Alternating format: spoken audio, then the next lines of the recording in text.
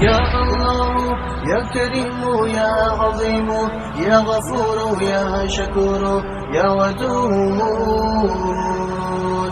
حضرت ابو اسید سعدی رضی اللہ تعالی عنہ بیان کرتے ہیں، ایک دفعہ کا ذکر ہے کہ ہم رسول کریم صلی اللہ علیہ وآلہ وسلم کے پاس بیٹھے تھے۔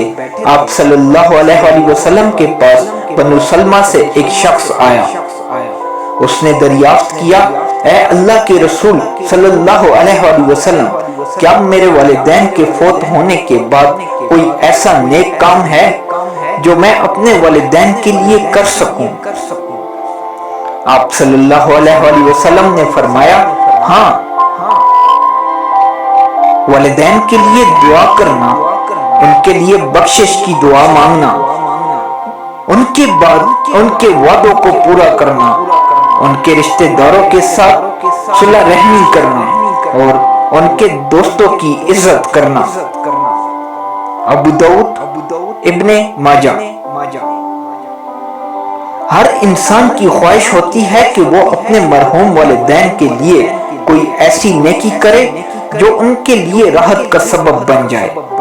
اس سلسلے میں وہ ہر اس کام کو کر گزرتا ہے جو اسے بتایا جائے، لیکن جب تک کوئی کام سنت نبی صلی اللہ علیہ وآلہ وسلم کے مطابق نہ ہو، اس پر ثواب مرتب نہیں ہوتا۔ رسول اللہ صلی اللہ علیہ وآلہ وسلم نے حضرت ابو اسید کے سوال کے جواب میں فرمایا، اگر تم اپنے والدین کے مرنے کے بعد ان کے لیے کچھ کرنا چاہتے ہو تو ان کے لیے رحمت کی دعا کرو، اس کے علاوہ ان کے لیے بخشش کی دعا کرو۔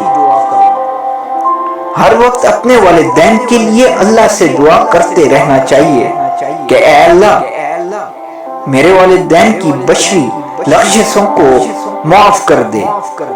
اللہ تعالیٰ معاف کرنے پر قادر ہے، اور جو وعدے انہوں نے اپنی زندگی میں کسی سے کیے تھے انہیں پورا کیا جائے۔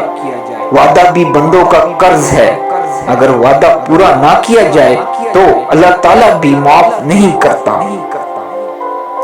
لہٰذا اگر اولاد کو پتہ چل جائے کہ ہمارے والدین میں سے کسی ایک نے یا دونوں نے کسی سے کوئی وعدہ کیا ہے تو اسے پورا کیا جائے، اس سے والدین کو راحت ہوگی، اور رشتہ داروں کے ساتھ حسن سلوک کریں، اپنے والدین کے رشتہ داروں کے ساتھ ناراضگی کا اظہار نہ کریں، اور اس تعلق کو قائم رکھیں جیسے والدین نے قائم رکھا تھا۔ اس تعلق کی بنا پر والدین کی قبروں میں راحت ہوگی، اور اپنے والدین کے دوستوں اور ماں کی سہیلیوں کی عزت کریں۔ یہ وہ کام ہے جن پر عمل پیرا ہو کر انسان اپنے والدین کے مرنے کے بعد بھی بھلائی کا سبب بنتا ہے۔ سبحان اللہ۔